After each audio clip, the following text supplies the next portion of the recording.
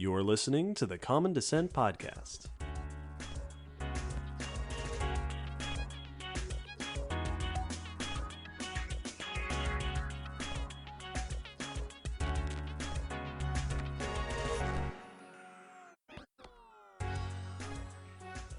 Happy Croc Month, Will. Happy Croc Month, David. Happy Croc Month, everybody, and happy Croc Day. Yeah! World Croc Day, June 17th. Here on the Common Descent Podcast, June is Croc Month in honor of World Croc Day, in honor of crocs, and in honor of Will's obsession with the second best animals that are out there. First best. All month long, we're doing special cool croc-related stuff, including this, our bonus episode, all about croc stuff. Now, we've done bonus episodes before that were interviews with various people. Well, one of the things that a lot of our listeners have asked for many years is to hear more about us and our experiences and our backgrounds.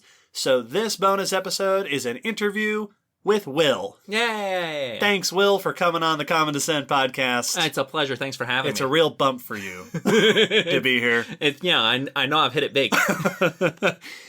As a bonus bit of fun, the questions that we have for this interview are a list inspired by suggestions by our patrons. Mm-hmm. So thank you to all of our patrons who submitted questions.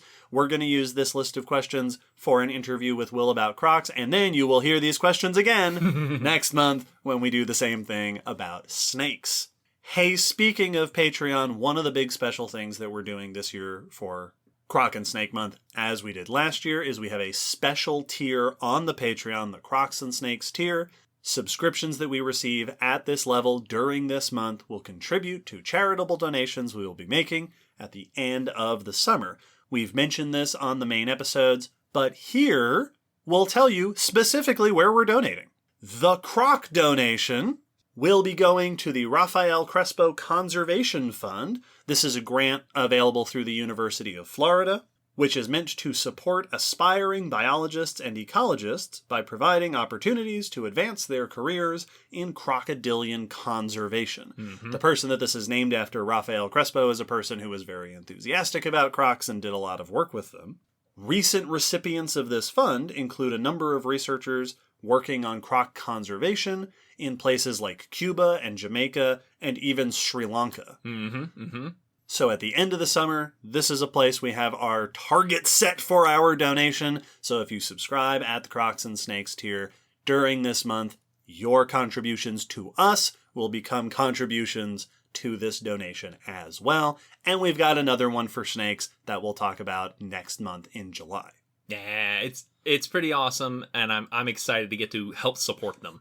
Yeah. And with those important notes done, we can now move on to our feature presentation. Will. Hello. Thanks for being here. This is Will Harris, paleontologist, science communicator, and all-around person. I've got a whole bunch of questions here for you about crocs. I'm ready. Once again, pulled together using suggestions from our patrons. These are the things that the people want to know. Let's begin with some personal questions. Starting off, Will, with, and I'm going to give you a time limit on this one. Why crocs? What makes crocs your favorite? What about crocs resonates with you? I have always thought crocs were just such impressive animals. Like, they're big, they look as impressive as they are in their ecosystem. Like, they're toothy, they're armored, they're large, they're powerful looking, and they are indeed powerful. So, like, they have the same appeal as dragons and dinosaurs for many people, in that you look as cool as it seems like you are. And so they just have always appealed in that regard. I've also liked them because they are unique in, like, they are a giant reptilian predator, like outweighing lions and bears, and like they are our only remaining reptile predator of that size. And so, like, that's very cool. It's very cool that they hunt people, which is morbid. Right, not usually a plus. No, and like I don't mean to belittle it, but like I have always been fascinated by the fact that they keep us in the food chain. Right, they are one of a very short list of animals that is actually potentially dangerous to people, not just in a defensive or accidental way. Like, there are a handful of species that are known to actively stalk humans if we enter their territory. Yeah. that is unique. There's not a long list of animals that still do that. And so that has always intrigued me about them. Yeah. There's something I respect about an animal that doesn't respect us. I will admit here on the podcast, when I was a kid, crocs were not like my favorite of animals, but when the question would come up of if you could be an animal, what animal would you be? For a long time, crocodile was my answer. Yeah. Because then nothing messes with you, and you're big, and you get to hunt stuff, you get to do basically whatever you want, and as long as you're not getting too close to hippos, you kind of have the run of your environment. Yep. So yeah, they are impressively powerful animals. They look cool. They occupy a niche that they're the only reptiles still dominating the top predator position like that, where they're taking down big beefy prey and competing with other big predators. So yeah, powerful and impressive and imposing. Yeah, they are pretty cool. Mm-hmm. Pretty cool. Next question. Where did your love of crocs come from? Did you have early experiences that helped form this appreciation? The earliest experience I had, which I can't say this is where it came from, but my first birthday, my mom got a birthday card that was a little cartoon red alligator and made the cake a copy of that card. Cut the pieces into the shape and then got red icing and put an eye on and everything. So the card and the cake were both red cartoon alligator. And of course, I don't remember that from the moment, but she took a picture of it and showed it to me later on, when I was a bit older enough to remember it. And so that's always just stuck with me that was... I then very quickly discovered dinosaurs and fell in love with them, and very early on started loving reptiles in general and crocs specifically. And so I can't say for sure that formed in my little brain, but that was my first interaction with crocs, was my first birthday cake. And then since then, my family would make efforts to go to the zoo regularly. We would take pretty often, if not yearly trips. And that was a very common trip for my school because we lived near the Atlanta Zoo. So I always liked the reptile house and getting to see crocs in there. So that I didn't have many personal encounters until getting to go down to Louisiana to visit extended family where they had... they were hunters, so they would have some alligator heads that they had displayed, and I got to see those up close. They had stories of alligators. They had one about hunting dogs that would go missing while chasing deer, and then finally they caught an alligator with hunting dog collars in its belly, and that stuck in my head of that's one of the coolest stories I've ever heard, and no one made that up. Right. Yeah, this isn't like a mythological, this isn't like a local legend. Exactly. There was just a gator there. That was just a gator that knew where the game trail was and would wait for the dogs to chase the deer. And as the story embellished, let the deer pass and catch the dog. Right. And so it just had enough that stacked up.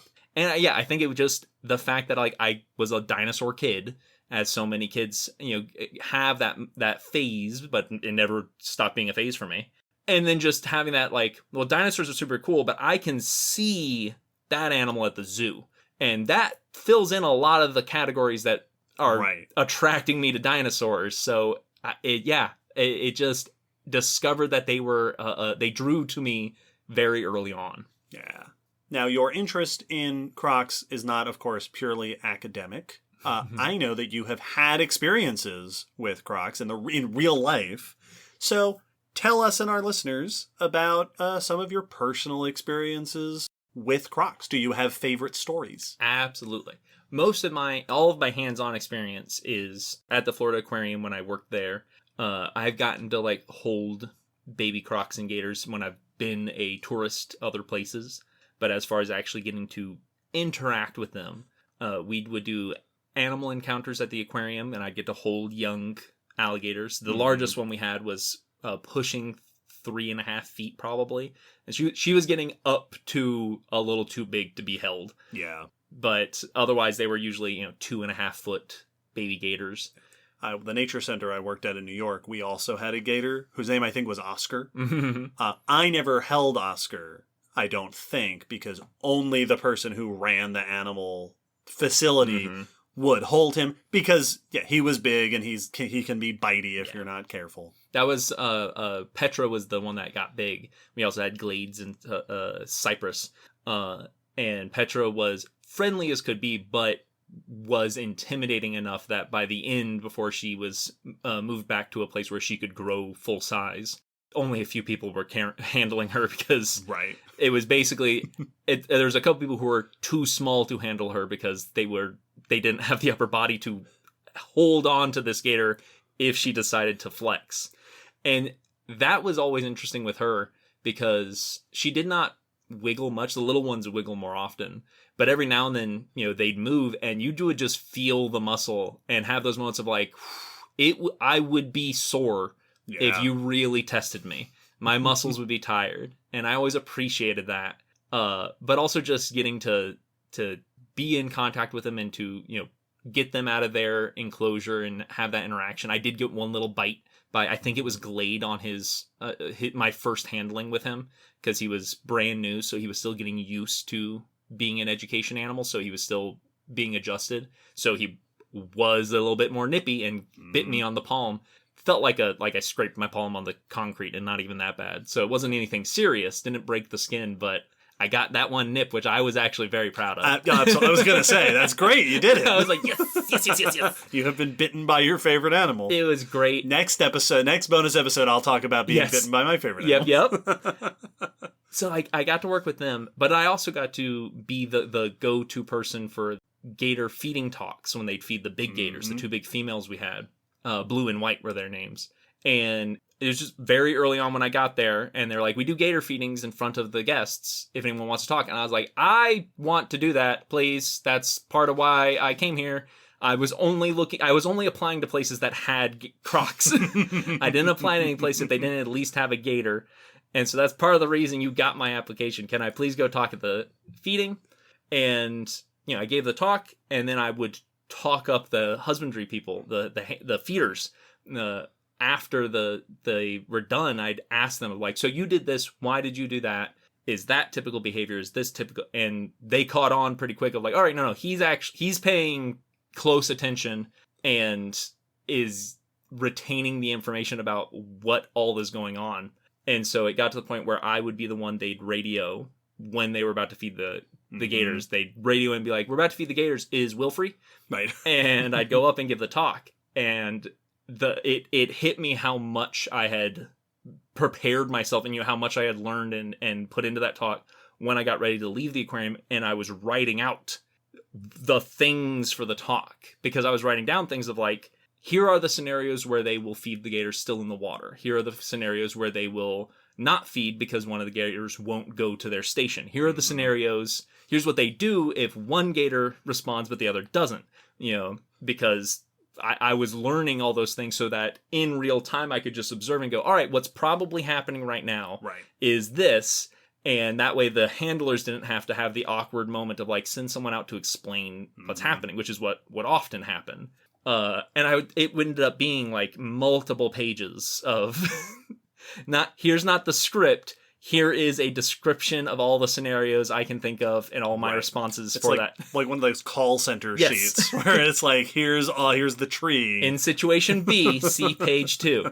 Yeah, it was a ton, and I just had that moment of like, man, I'm gonna miss this.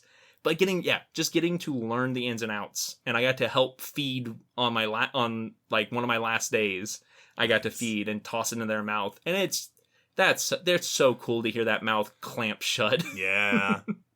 So yeah, I've not had a lot of hands-on with anything big, but I've gotten to work alongside their training and feeding and understand it. Yeah. I know you've also seen them in the wild. Yes. I know specifically at least one because I was there for it. We were on a trip to South Carolina with a school group of graduate students, and we were in a swamp area, and we got to see a nice big gator. And it swam right over to us, which now I have the understanding of almost surely was being fed by locals. Oh, yeah, that makes sense. And that's why it's motored over. I was resting out on a bank, and a bunch of us gathered together to stare at it. And it came down off the bank, vanished into the water, and then a couple minutes later reappeared right underneath us. Yep. And at the time we were like, that might be hunting behavior. But now, most likely, Yeah, people were throwing stuff. it was waiting for food. You'll see that behavior very commonly, and is why you're advised not to, because we were at a very safe distance from this at least 10-foot gator. Yeah. And then we were suddenly at a not safe distance. No, if it had wanted to, it could have bit a foot. Yeah. We were up a few feet. Like, we weren't right at water level. But if it had wanted to jump up. Or if we had slipped. If one of us had slipped into the water. That's the issue, is not so much that it's going to cause an attack, but now we were close enough that an accident could put us face to face with one another. Right. And so that was what almost surely was happening there. And then since then, I had gators in my backyard when I lived down there for a little bit. And that's the biggest thing I miss from living in Florida, is whenever I come across a body of water now, I check them like, gator? Oh no, they're not here in Tennessee. Yeah. Extending off of that, is there an experience you'd like to have? Or is there a particular species you'd like to meet? Absolutely. I would be happy to meet any species I haven't gotten to meet up close. The only ones I've gotten to actually interact with is American alligator and saltwater crocodile, which I got to hold a baby when I visited Australia. They had it so you could hold and take pictures. That was about the same size as the ones we worked with, so between 2 to 3 feet. So I've not had any other hands-on interactions with any other species. So I'd love absolutely any other species I can get a finger on. I would be happy to just 2-finger touch along the back, whatever it is. I have had interest in learning how to move and negotiate large. They have training programs for learning how to handle large crocodilians and the people who either working with them in a zoo, or perhaps also, I would assume, people who work with animal control. Yes. Or how to get a croc out of somebody, or a gator out of someone's pool or something. Well, and often even if you're working in a zoo situation, if you want to move them from A to B, you still have to do a lot of the same stuff. Yeah. Because certain species are much, are going to be more skittish no matter how well trained they are. So you're still going to have to kind of tackle them and rope them and tie them up to move them, just because they're a large animal and you have to get them into the crate somehow. Yeah. But there's things like that. I've always wanted to do, it's at Crocosaurus Cove, where it's a diving, like shark cage, but an acrylic tube that they lower into one of their big croc habitats. Well, I was going to ask, are there places that do swimming with crocs? Yep. This is the only one that I know of commercially. And it used to be a shark cage because Jeff Corwin did it. And then while filming, the croc swept sideways through the camera hole of the shark cage. Whoops. In there with him, and came back out. And I checked up on it later on when I was like, is that place still a thing? And I was like, it is. They now have an acrylic tube with no openings. But yeah, they put you in, and they just do a feeding demonstration, one of the normal feedings with the big croc, off to the side of your tube so you can see the croc moving around and feeding while you're in there. That's cool. That's on my bucket list. Very cool. One of the questions that we get asked a lot, both during the setup for this bonus episode and otherwise, do you have a favorite species, living or extinct? Multiple answers are acceptable. I will always have a special place for the American alligator because that was my research topic. So I'm intimately familiar with their skulls. And they're also neighbors. They're neighbors. So those are the ones that live here. I've gotten to see them my whole life, and they're so peaceful and chill and serene as far as crocodilians go. Favorite, though, since I was little, has always leaned toward the saltwater crocodile of Australia and the Philippines, the estuarian crocodile, which is the biggest. And so it hits that just little kid category of it's the biggest and therefore partially the coolest. Yep. It's so big, but I'm also admire them because they are hyper aggressive. They're very well known for their aggression, both toward people but also other crocodilians. Right. They're quick to fight. Yeah, they're very territorial, which is not the same as you will find in other species, where saltwater's a big male will hold a territory and have their females in that territory, and then that will be it. Whilst a lot of others, like Nile crocs and American alligators and plenty of others, they will have a sense of territory, but not nearly to that extreme degree. It'll much more be this big male will chase the other males out during mating season, or will chase out males that are big enough to be a threat. But small males could hang around, and not every female there is their, mated female. It's just they will be more competitive, but they don't guard a territory the same way. Mm-hmm. So saltwater crocodiles are unusually aggressive in their behavior toward other organisms. And then they're huge, and they go out in the ocean, and they actively, stalk people. So they are, right. they're movie monsters in real life. And I've always thought that was cool. But I have a soft spot for almost every one of them for some reason or You another. don't have to choose, there's not a whole lot to choose from. You can find something to love about each one. Yeah, there is something pretty neat about each one. Like Cuban crocs have always been up there for me because they are really fast on land. They're the famous ones for doing that gallop, and they jump really well, and they're just spunky, and that's awesome. Gharials are adorable and so weird looking, but just, cute and harmless. Fossil wise, Deinosuchus and the big ones have always been nice. They're huge. They're awesome. As people of the podcast know, Simosuchus, the little herbivorous croc, is always been a favorite for me.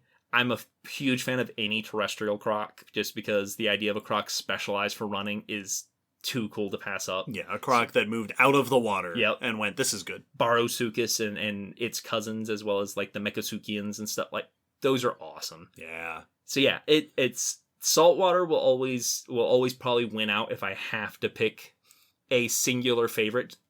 And it was solidified when I got to go to Australia and met I don't know if he's still alive, but it was a croc named Jack the Ripper, and it was at a conservation like rescue center and nature center, and his habitat was below a walkway, so about 8 or 10 feet down from this edge of this railing.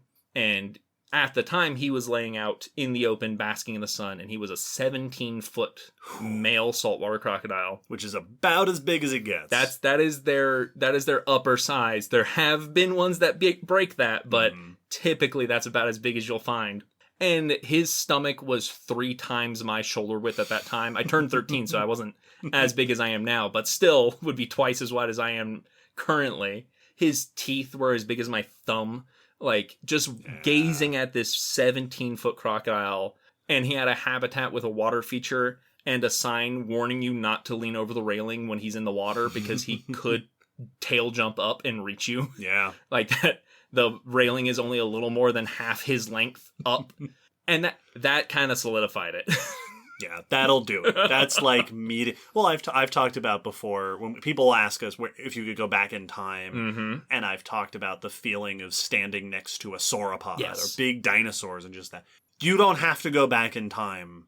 Like, I've heard from people who talk about what it's like to swim next to whales, things like that. There is something just amazing about being in the presence of an animal like that. Yeah.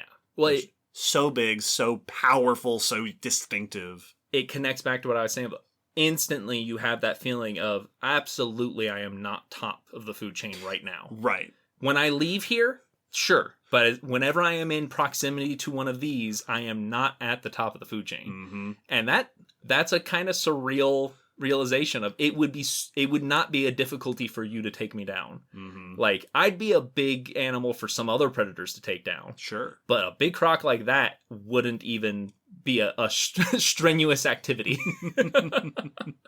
Let's move on to questions about research. So you have also done research regarding crocodilians. Indeed. Tell us about that. What did your research entail? So I stumbled into my research because I came to ETSU because it was a fossil site near where I lived. Sure. That, incidentally, for everybody, East Tennessee State University, that's the university where the two of us got our master's degrees. And is connected with the Gray Fossil Site, where David currently works and I've worked in the past. Mm-hmm. And I came here wanting to learn paleontology, and they asked, what things are you interested in? And I was like, well, dinosaurs are cool. And very upfront, Jim, who was the one giving the tour at the time, was like, all right, well, we don't have those and no one studies those, so next. And I was like, I also like crocodilians. He's like, we have those. I went, cool, I'll sign up. And ended up with Blaine as my advisor, who is one of the alligator researchers at the site and specializes in those. And so he and I got to talking and had that question of like, do you have any ideas for your research? And I was like, no. No, I have no idea. Crocodilians, period. Yes, I am not at that point not nearly confident enough to even posit my own question. And so he said, well, here's an idea I've had and you could do. And the idea was to study the individual bones of the alligator skull and how they change as alligators grow so that we could have an idea of A, does the skull change different amounts at different parts? Does this bone change way more than this bone? Does the front change more than the back? What kind of growth and change are we seeing as you go from baby to adult? Because we already know tons about the way the face shape changes in alligators, but it hadn't been looked at what each bone was doing. Mm-hmm.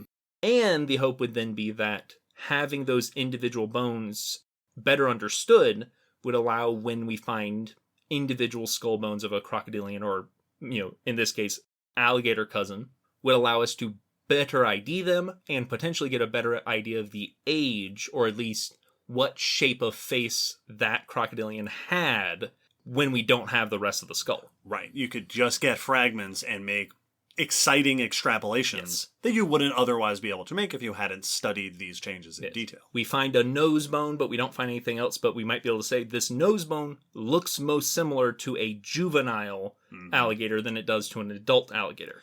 So it may have either been a young individual or an adult with a face shape more like a baby. And this was particularly relevant to the crew at ETSU because we have fossil gators at the Gray Fossil Site. Yes, indeed.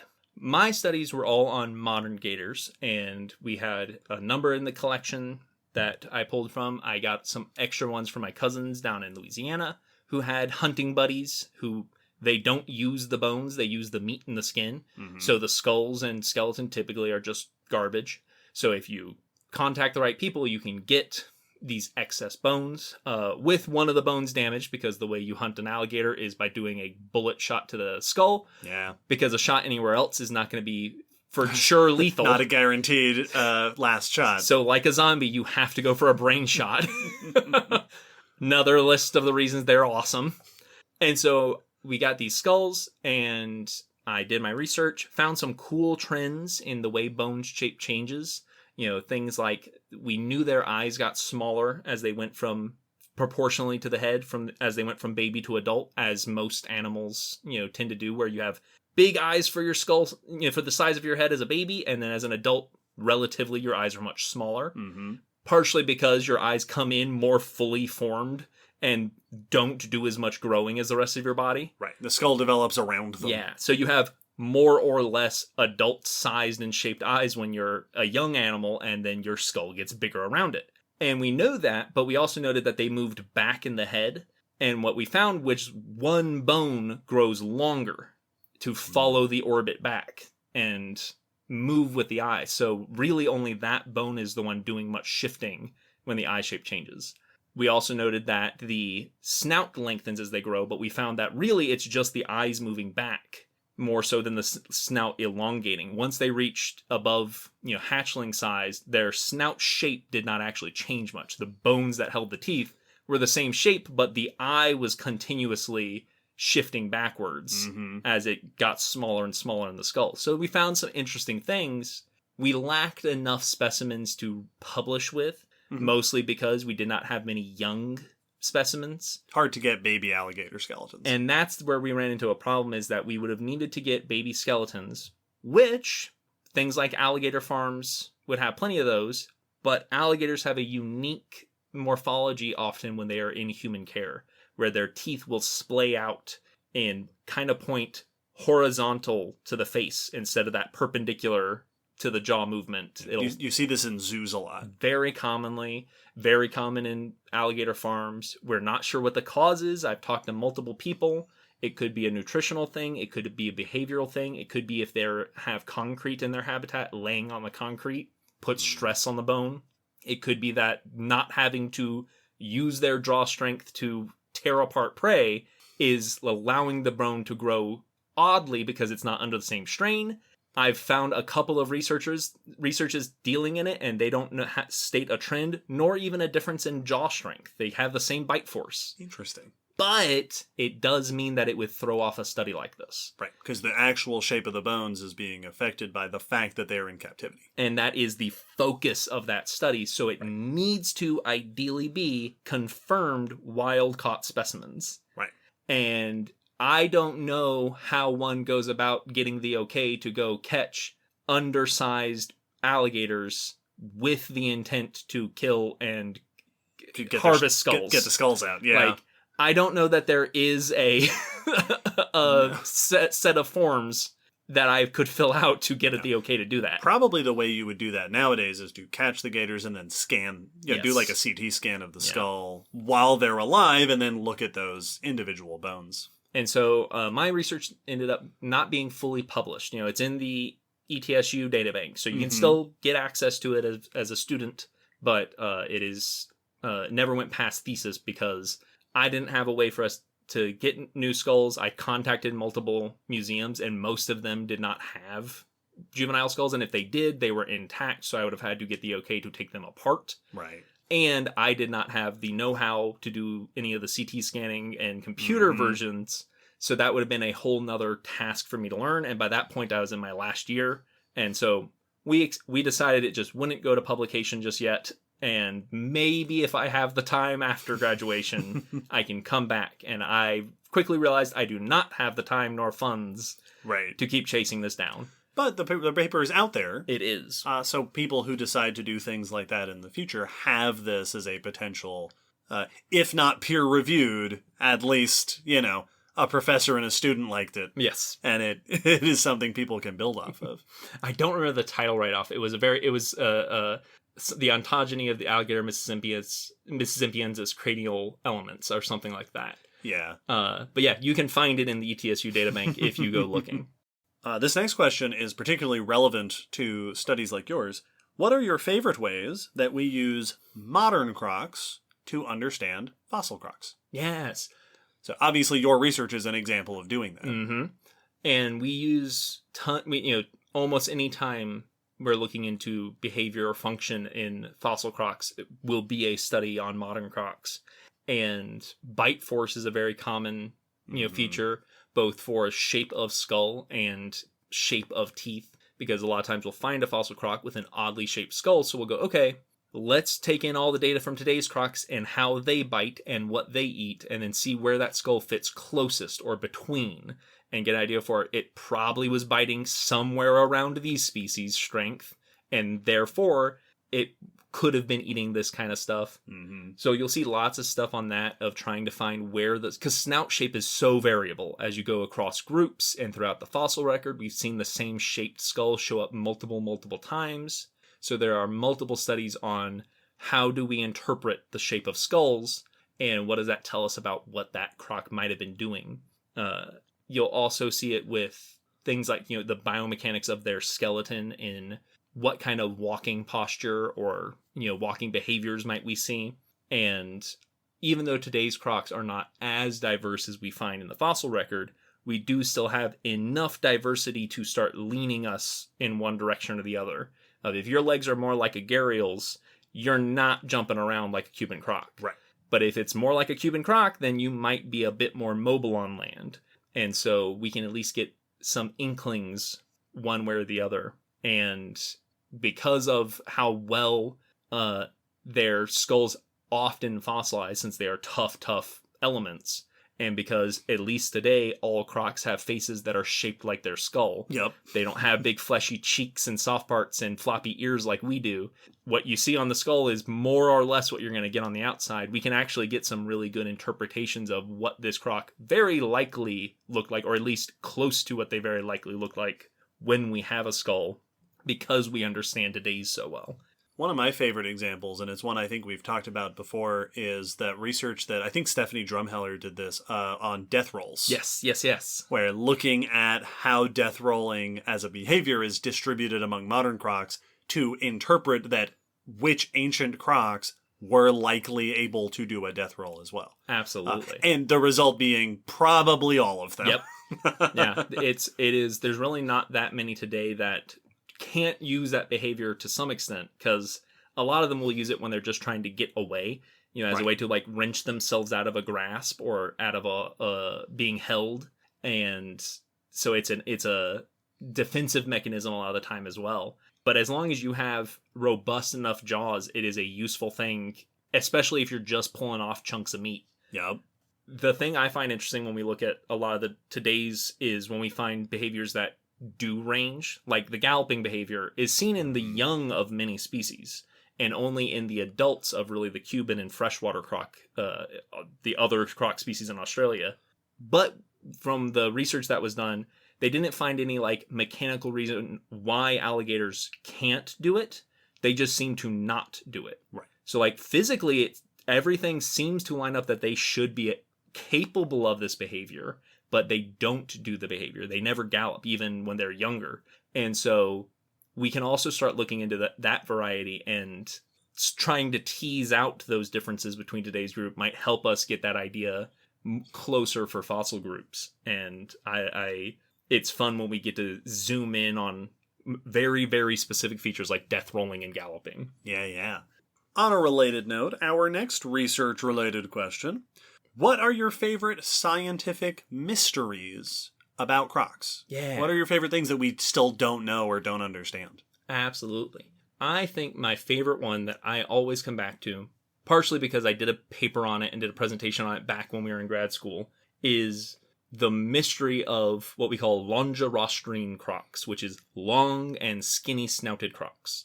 And so we break up croc snouts typically into the short and stout, which typically the alligator would be considered, but like your dwarf crocodile and dwarf caiman today are even better examples. The mid-ranged, which is going to be Nile crocodiles, and then the long snouted, which is gharial, false gharial, freshwater crocodile, the slender snout crocodile today, and then some that get close to that. And typically and traditionally, those snouts we would assumed broke up the food choices as well. That the short stout snouts like gators and most of your caimans are generalists. These are good for tough food like turtles and shellfish, but they are also good at taking fish, and small mammals. Whilst the mid-range snouts, your Nile croc, your saltwater croc, are good for robust prey, as well as, still being flexible. They can still take fish, obviously, but they're specialized often for big, heavy-duty prey. Livestock and, kangaroos and deer-sized stuff. While the skinny snouts are specialized for aquatic food, moving through the water more easily and grabbing at fish and slippery things that are hard to hold on to. They often have very long, skinny, sharp teeth instead of the more robust, crushing teeth that you see in an alligator. But when we've actually looked at the diets, we found that it doesn't always line up, especially with slender snout crocs, where the gharial, which is by far the slenderest snouted croc today, very much does lean toward a very aquatic diet. That one lines up. But then the false gharial, which has only slightly less of an extreme snout, it's just not quite as long, not quite as thin, but they hunt wild pigs, they hunt fish, they hunt monkeys. They have even been documented to take down and consume humans. So they are taking down large, robust prey. And I read an anecdotal situation of a caretaker who was used to working with gharials and had moved facilities and was now working with false gharials to Mystema, and was so used to being careful with his stick, because you often have a stick when you go in with a habitat with multiple crocs, so you can put it between you and them. It's a very common tool. It's a good way to target them and say, come here to get your food, but also to have a barrier between you and them so that you can move it to intercept if they decide to get bitey. And he was very used to being delicate around the gharials because their snout was so delicate that if they swung their head and he had the stick in the way and didn't move it, he could break their snout. Yeah. He could cause damage. And he was being very delicate around the false gharials, and then one of them swung defensively and snapped the snick in half. And he vaulted over the fence. Yeah, as you do. And had to have that moment of okay, different animals. So we have found that our pigeonholing of the snout shape could be very, very misleading, and has been for today's species, So when we looked at fossils, because we see that slender snout evolve over and over and over and over, and it seemed to support a lot of the ocean-going, the marine crocs, have that slender snout. So it seemed to support our thoughts, but now you have to take a look at today's and say, there's a bunch of those that could be eating much more robust prey than we have been assuming. Right. The link between snout shape and diet is not as clear-cut as it first seemed. Yes. And the slender snouts have also made figuring out who's related to who very tricky. Yes, which is also a famous thing with the false gharial. Absolutely. We've been debating on where to place the false gharial in the croc family tree. Some studies leaning it closer to gharials when you look at the certain aspects of the genetics, and then some studies looking more at the skull, leaning it closer to crocs, true crocodiles, and then various evidences shifting that back and forth. And nowadays it is grouped with the gharials, most commonly is what you'll see. And so it is now another form of gharial, basically. But because their snouts have evolved so similarly, it is very hard to figure out whether it's from their descendants, who they descended from, or convergently. And when we look at the fossils, the same thing will show up. Yep. Where we'll have two groups with very similar shaped skulls, but maybe that's just because you were doing the same thing. Right. And that same shaped skull has evolved multiple times, millions of years apart. So sometimes where it's like, no way you two can be the same group because you're too far apart, but you look basically the same. Mm-hmm. So this slender snout has continually popped up as just a very, very complicated aspect of crocodilian evolution and behavior. Yeah. A very cool topic. Yeah. And the focus is on the mouth and the thing you'd expect us to know a bunch about. Yep. The shape of the snout, kind of the defining feature of a crocodilian. And yet, there's more to learn. Yep. Well, yeah, and especially the fact that it's like you both are using chopsticks, but one of you is eating sushi with it, and the other is eating steak. Uncut steak. Right. The reason that June is Croc Month is because World Croc Day is in June, and World Croc Day is a day about conservation of crocs. So, one of the things that we like to make sure to talk about is conservation efforts and appreciation of these animals. So let's talk a bit about not only conservation, but also how we communicate about crocs. Will, what are the main threats that modern crocs are dealing with? So, historically, by far one of the largest issues was overhunting. Right. There have been multiple across the planet endeavors to effectively eradicate different species. Right. Humans just going out and killing crocs, often with the intention of, can we make this a croc-free space? Yes, can we get rid of this issue to my typical livestock is the often the motivation behind it. There's famous stories here in North America of, ranchers losing cattle when they would be moving them and bring them to a watering hole, and a gator would take one of them, and that the practice just became to go into watering holes and pull out and kill any gators first before watering your cattle. And it became common practice of just like you would disinfect a station before you work on it, you just de-gator a place before you go to work in it. And there were bounties set, and this also goes for the saltwater crocodile in Australia, had a very similar treatment. Also, skin trade has been big for a lot of species. Still today, there are numerous species that are more threatened than others because of trading of the skin. And there have been instances of exotic pet trade threatening some. But overhunting has been a huge issue for many.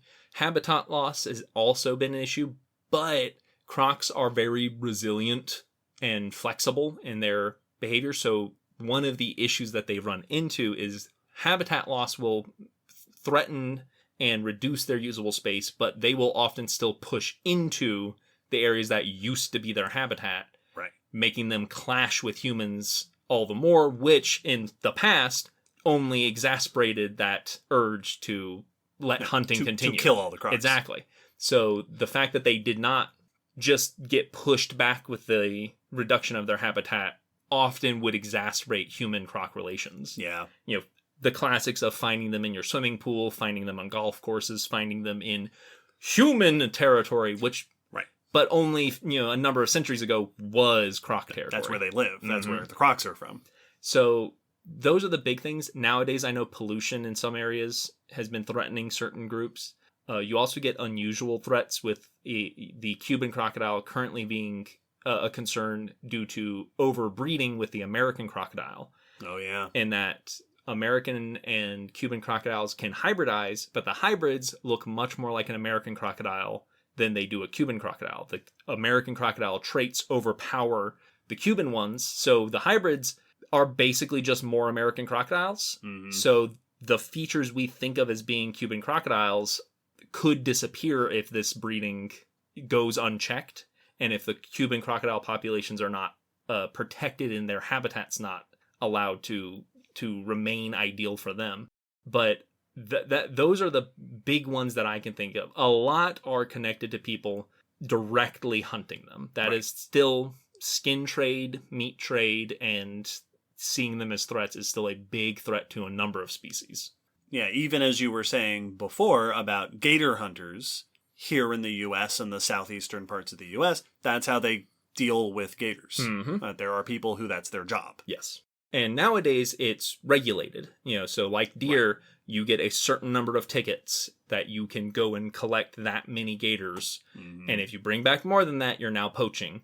So nowadays we have regulations. I'm pretty sure it's pretty similar in Australia. And I would assume there are similar laws other places, because nowadays every species is protected, which is unusual, but not all to the same degree. Right. There are some that are protected, but they're not being enforced as much as we would like, or that those protections may have come too late. But others, like the saltwater and the saltwater crocodile and the American alligator, their protections kicked in, and now populations have bounced back. Right. Those species are doing really well. Yes. Basically as well as they were before we started culling them. So there have been numerous success stories as well. Yeah, there are some species, and of course some species are more endangered than others. Things like Cuban crocs are dealing with a lot of issues. Chinese alligators, I know, are highly endangered. And many of these also had already narrow ranges. Right. Cuban crocs are named because they are Cuban. Right. They are not found across a vast swath of a continent like the American alligator is, or across a continent and many, many islands like the saltwater crocodile. Oceania. Exactly. So the Chinese alligator was a narrow range. The Cuban crocodile's a narrow range. Gharials also. Now, they used to be more widespread, but they are, I believe, they had a dip fossil-wise and then started getting targeted by people. Yeah. So a lot of them, it's recently, they might be less distributed than they were. And so many of those are the ones still in dire threat. Like gharials are one of the most endangered and are just easily targeted by poaching and don't have as many protected areas as people would like. Yeah. On to our next question. What are the most common misunderstandings or misrepresentations of crocs? This is an interesting one because it kind of depends which species you're talking about or which country you're talking about. Because, when I worked in Florida and would be talking to people about gators, I'd get lots of people, especially people who had recently moved to Florida, who would be kind of like, hey, so whilst we're talking next to the giant toothy reptile, how scared do I need to be? Like, I just moved here from a non-gatored state. How nervous should I be? Are these actually as dangerous as they're often made out to be? And in that situation, I could very, very resolutely go, no, they are not nearly as dangerous as TV makes them out to be. Gators, it is extremely rare that there's a human incident with gators. There's very few that happens across a year, and most are not fatal. Mm-hmm. They are much more likely to flee from you, and if something does happen, it's often involving a pet, so you do need to keep track of them, and the other situation is if they've been fed. So if you see that happening, report it, because that's can set up the danger. But otherwise, we got one of the safest crocodilians here in North America that we could ask for. You have to be careful and you have to be aware, but you don't have to worry about being chased down the street or hunted or anything monstery with these. Absolutely. If I gave that advice in Australia, I would be irresponsible. Right. No, that actually is a very dangerous animal. In Australia, they have a education system that they often call Croc-wise, which is teaching about when you're next to the water, keep these things in mind. Travel with a buddy. Keep your eye behind you, because crocodiles will follow you when you're not looking at them, because they're smart enough to follow your eye line. Don't play in the water that you aren't familiar with. If you're going to get water from an area, keep your eyes up, not down. Right. All of those sort of things. Very similar patterns of education are used in parts of Africa with Nile crocodiles, because those are active threats if you're having to live off of the natural waterways of your land. Yeah, these are animals that will see you as prey. Yeah, well, stake out those places. Yes. And so, they've had to make notes of get water from different places, or set up a barrier, a fence, that's the only place you get water from, because it's not big enough for a big croc to get into. Right. And if you go outside of that, you have to realize you might be putting yourself in danger. So it can be kind of complicated when it comes to misconceptions, because alligators have a ton of their want to eat people. You have the whole, how do you run away from an alligator? You run zigzag because they can't turn correctly. And the truth is, you don't run away from an alligator. You walk away from it calmly. You walk lazily in the other direction. You stroll while away. It watches you. Yeah. Yeah. They don't chase after people. And if you run away from any animal, you run in a straight line. Zigzag is only good for if you're being shot at. That's when you serpentine. Otherwise, you just run. So, gators don't chase people. They aren't aggressive on land. These are not common features. There, of course, will be exceptions. Just like any animal, there will be some random individual of that species that decides to do something very weird. But 9 times out of 10, you don't have to worry about how you're going to flee from an alligator. If it's on land and you're on land, you both are pretty much harmless to each other. It's a very similar set of misconceptions that surround most predatory animals. Just the notion that they are far more dangerous or far more unpredictable than they actually can be. But then you have situations where other species actually can be quite hazardous to be near. So it can be tricky. It's very similar to when talking about venomous species of spiders or snake or whatnot, and people will have, well, here's the rule. It's like, that's the rule here in Georgia. Right. But if you go to another state or another country, that rule could be completely different, because you're dealing with a whole different host of that group. Yes. It's kind of like that. The safety rules around crocodilians really only works with the area you're talking about. Here in North America, we have the American alligator, the American crocodile, and a very small population of spectacled caimans. And that's about it. And the caimans are not typically big enough to be a threat. The croc and gators are, but both are fairly skittish species. So they are not commonly a threat to people. They're just a threat to pets. So here in North America, you're kind of safe as long as you're not being just unreasonably irresponsible. Of well, they said it was safe, so I'm going to go give it a big old hug.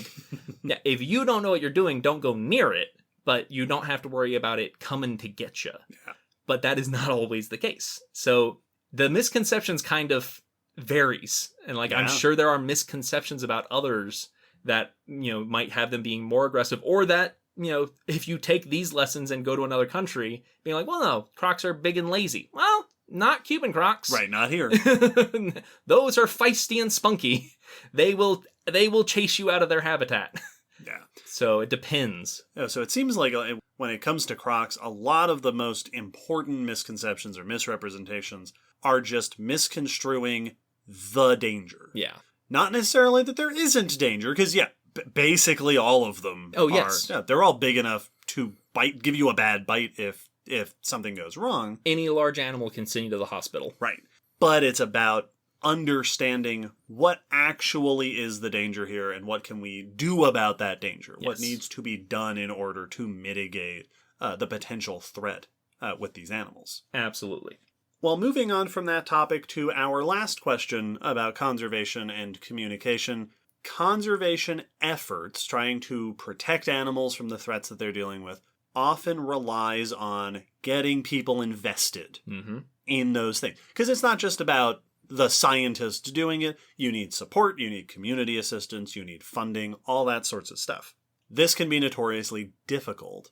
So in your opinion, and based on what you know of what has happened in the world, how do we get people invested in crocs? How do you get people to care about and connect with crocodilians? Well, the nice thing with this group is evidently and historically, it is surprisingly easy as far as a big predator and historically threatened group of animals goes.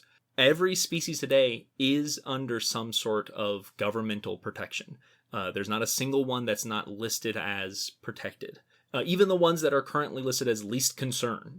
The American alligator, their population is booming. They are doing quite well. But we still have them under protection laws. We allow regulated hunting to help, mitigate population in some areas and to keep the economy that would be sought after by poachers going in a legal sense. But they are still protected. So something about these large, sometimes dangerous predators does strike a chord with people. And I think there's a number of reasons for that. One, they are big, impressive local animals. It's got that what you were talking about before of they are awesome. Yes. In the classical sense. They inspire awe. They are very cool and very fascinating creatures. Yes. And they are, we only have between 24 to 26 species today, depending on which split you currently lean into, but that many species with a handful of subspecies. But we have a spread of basically every continent, minus Antarctica and Europe specifically. But every landmass other than our one covered in ice has its crocodilians and has its own crocodilians usually. Even if there are ones that spread, like the American crocodile is both in South and North America. But we also have the American alligator, which is only North American. South America has caimans, which are only South American. Africa has its African crocodiles. India has its crocodilians. Australia has its. So you have each section has their kind of characteristic croc. So I think there's a sense of local pride in that, like, people who live in the states that have alligators identify with being states that have alligators. Like, you see that. They're the national animals. They're team animals. Yeah, the Florida Gators, very famously. They are all over merchandise and logos and companies. And you'll see that in other countries as well, where you will see them plastered. And that it is this there's this connection that this is our croc. We live in this country, this continent, and we have this kind of croc. And that seems to be something that is not only pretty consistent around the world today, but historically, like, crocs are significant symbols in tons of cultures and in plenty of religious and cultural practices. Crocs have been a big deal. Yes. I think another reason why it's different with them than other predators is a lot of other predators, you're either in their environment or you're not. And whenever you're in their environment, that's the only time you can see. Like, if you're in the forest, you're in with the wolves. If you're in the water, you're in with sharks. Crocs live on the edge of the water between, on the shore is their feeding ground. But if I stand up on the shore, I can observe a croc and be completely safe. If I'm 20 feet back, I can get out of the way when that croc starts moving toward me. So there's tons of times where you can just observe them. Yeah, you just watch them from afar. And so you can see them in the wild, kind of similarly to the way you'd see them in a zoo. You still want to be a safe distance back, but that happens constantly. People on boats seeing them, people on shores, on docks, seeing them, and there being no further interaction. And you have the knowledge of, well, I'm far enough from the water's edge that crocodile, no matter how motivated, can't get to me quickly enough. And so I think there's this unusual thing where, like, you can't observe a shark the same way because you'll only see the fin. You can't observe a wolf the same way because now you're on the same ground that it's on. So I wonder if there's an aspect of these are large predators, but we can view them in a kind of detached way.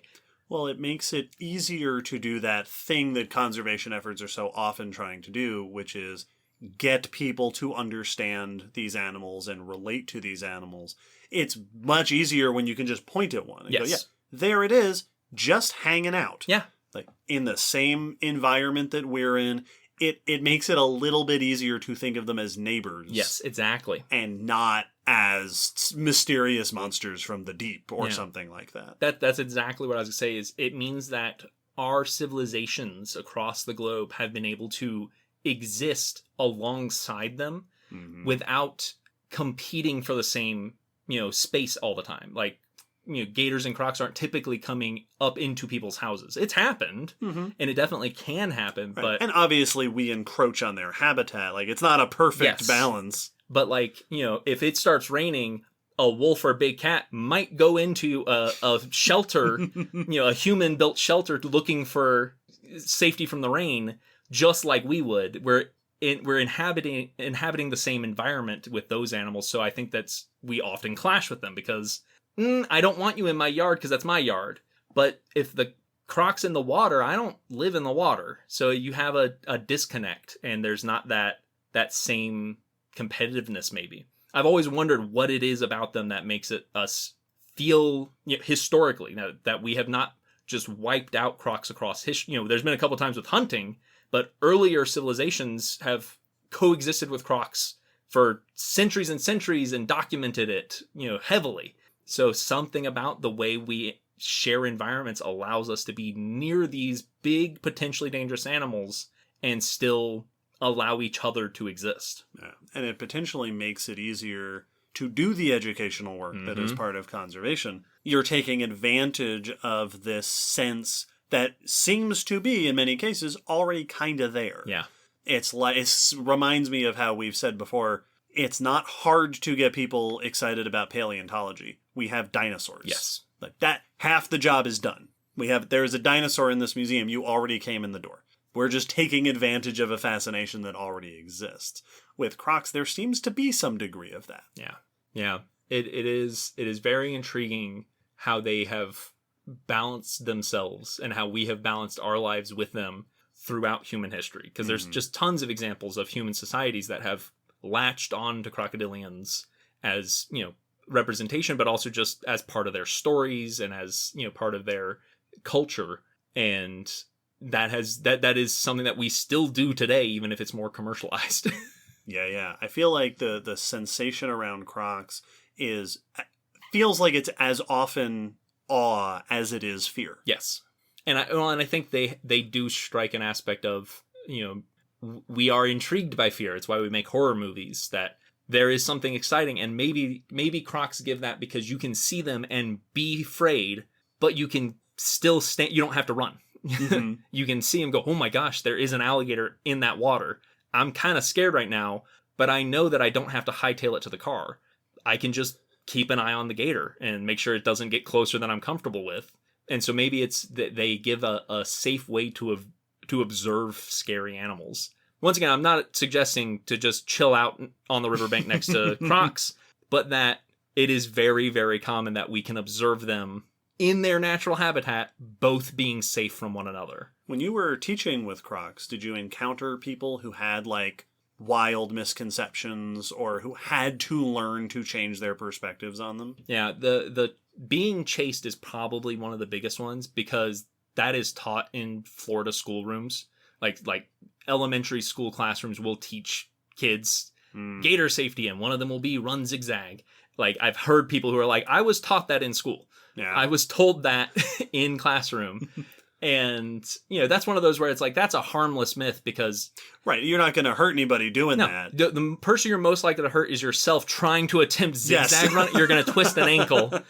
But, if you're moving faster than walking, you're already safer than you could possibly be near an alligator. That's probably the biggest one, just because that is so ingrained, and it's kind of like, your blood being blue before you draw it. Sure.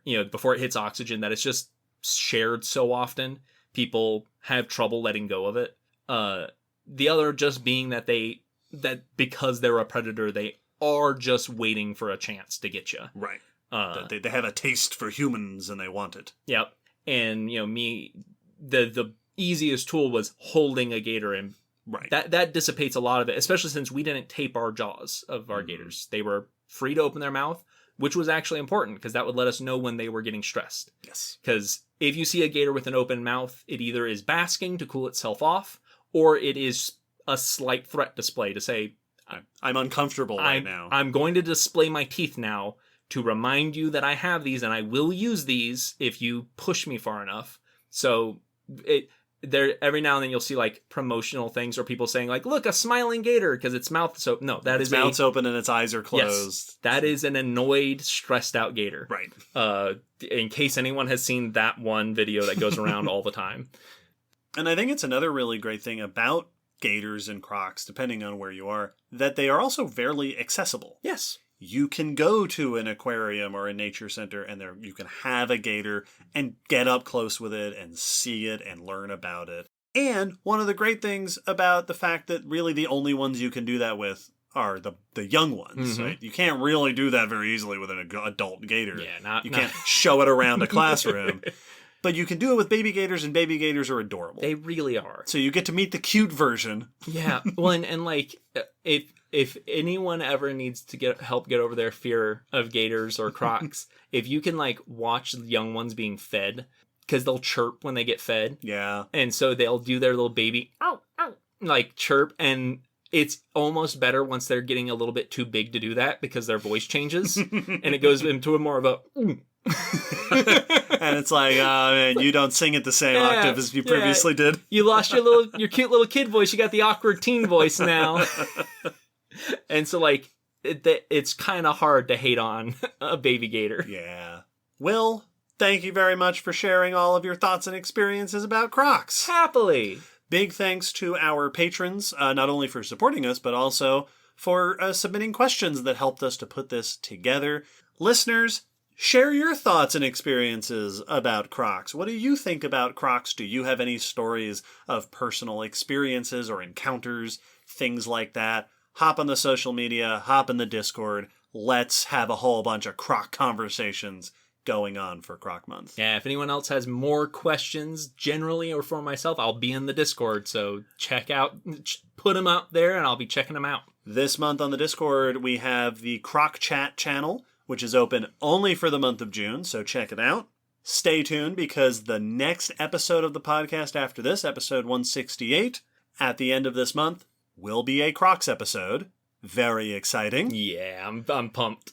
And of course, we have our special Patreon tier, Crocs and Snakes, this month and next month. The contributions that go to us for our educational efforts at that tier during these months will also contribute to donations towards croc conservation.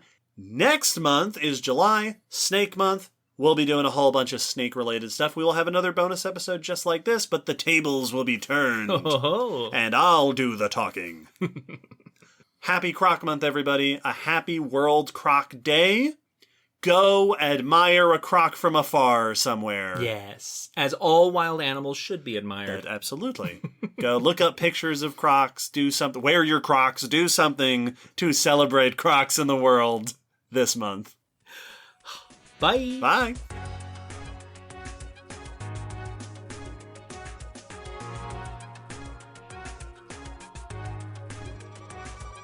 Thanks for listening to the Common Descent Podcast. You can follow us on Facebook, Twitter, YouTube, and check our WordPress blog for pictures and links after each episode. Huge thanks to our patrons whose support helps keep this podcast running and who get access to bonus goodies on Patreon. The song you're hearing is called On the Origin of Species by Protodome, which we found at ocremix.org. Thanks again for listening. We hope you'll join us next time.